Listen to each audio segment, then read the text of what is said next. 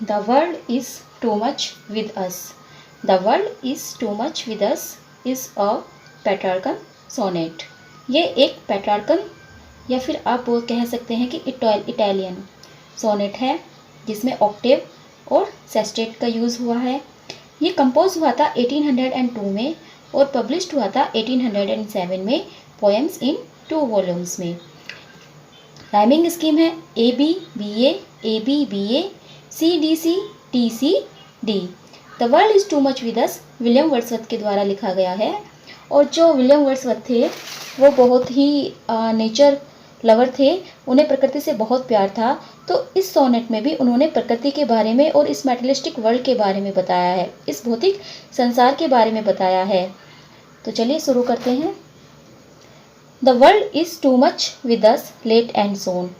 The world is too much with us, यह संसार हमारे लिए बहुत हो गया है। इसमें संसार का मतलब है भौतिकता, भौतिकवाद से, यानी कि संसार में जितनी फैसिलिटीज़ है ये बहुत ज़्यादा हो गई है। Late and soon, getting and spending, और हम लोग क्या कर रहे हैं, हम सिर्फ कमा रहे हैं और खर्च कर रहे हैं। वी ले वेस्ट आवर पावर्स, और हमारे पास जितनी भी शक्तियाँ हैं हम उनको इन्हीं चीज़ों में वेस्ट कर रहे हैं। यानी कि हम क्या कर रहे हैं कि हम सिर्फ कमा रहे हैं और खर्च कर रहे हैं और अपनी जो भौतिक ज़रूरतें हैं उनको ही पूरा कर रहे हैं। Little we see in our nature that is ours. Little we see in nature, हम इस प्रकृति की ओर बहुत ही कम देखते हैं। प्रकृति में इतना कुछ है लेकिन हम किसी चीज़ पर ध्यान ही नहीं देते। दैट इज़ आवर्स, जो कि हमारा है, जो ये प्रकृति हमारी है, हम इस पर ध्यान ही नहीं देते।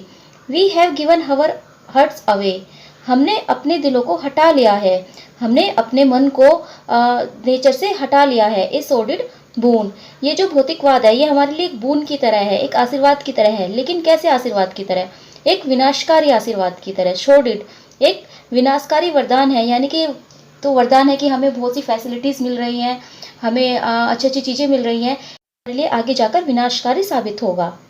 This sea that bares her bosom to the moon, यह जो समुद्र है, डेट पेयर्स हर बोसम, इसने अपने सीने को तान लिया है, टू द मून, चंद्रमा की ओर। इस समुद्र ने चंद्रमा की ओर अपने सीने को तान कर रखा है, यानी कि चंद्रमा की जो परछाई है वो समुद्र पर पड़ रही है और ऐसा लग रहा है जैसे समुद्र अपना सीना ताने चंद्रमा के सामने खड़ा हो। The winds that will be howling at all hours, ये जो हवा है जो धीरे धीरे सारा दिन बहती रहती है, ये जो हवा है ये सारा दिन धीरे धीरे बहती रहती है, आवाज़ करती है। हॉलिंग, आवाज़ करना, आवाज़ करके बहती रहती है। And are up gathered now like sleeping flowers, लेकिन अब यह भी बहुत शांत हो गई है जैसे कि कोई सोता हुआ फूल हो, जैसे कि फूल सो गए हों, इसी तरह अब हवा भी नहीं बह रही है, यानी कि फूल भी अब हिल नहीं रहे हैं हवा से, फूल भी एकदम शांत बैठ गए हैं और हवा भी अब नहीं बह रही है। तो हवा का बहना कम कैसे हुआ, क्योंकि हम लोगों ने जंगलों को काट दिया है और हम भौतिकवाद की ओर बढ़ते जा रहे हैं, नेचर्स को हम ख़त्म करते जा रहे हैं, तो धीरे धीरे ये सब चीज़ें भी हमसे दूर होती जा रही है। For this for everything we are out of tune, लेकिन इन सब से, फॉर एवरीथिंग, इन सब चीज़ों से we are out of tune, हम बिल्कुल बाहर हो चुके हैं, हमें ये सब कुछ दिखाई नहीं दे रहा है, हम इनके बारे में सोच ही नहीं रहे हैं, आउट ऑफ ट्यून हो चुके हैं हम। इट मूव्स अस नॉट, और इस बात से हमें कोई फ़र्क ही नहीं पड़ रहा है, ये हमें जरा सा भी मूव नहीं कर रहा है, यानी कि हम अपनी प्रकृति को धीरे धीरे खो रहे हैं, लेकिन इस बात से हमें कोई भी फ़र्क नहीं पड़ता। ग्रेट गॉड, हे भगवान, आई वुड रैदर बी, काश मैं होता।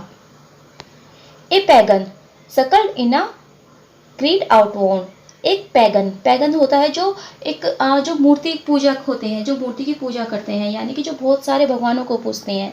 तो विलियम वर्ड्सवर्थ कह रहे हैं कि काश मैं तो एक पैगन ही बन जाता, सकल्ड इन क्रीड आउटवॉन, जो इन सब से बिल्कुल आउट हो जाता, इन सब के बारे में सोचता ही नहीं, इन सब चीज़ों में मेरा कोई ध्यान ही नहीं होता।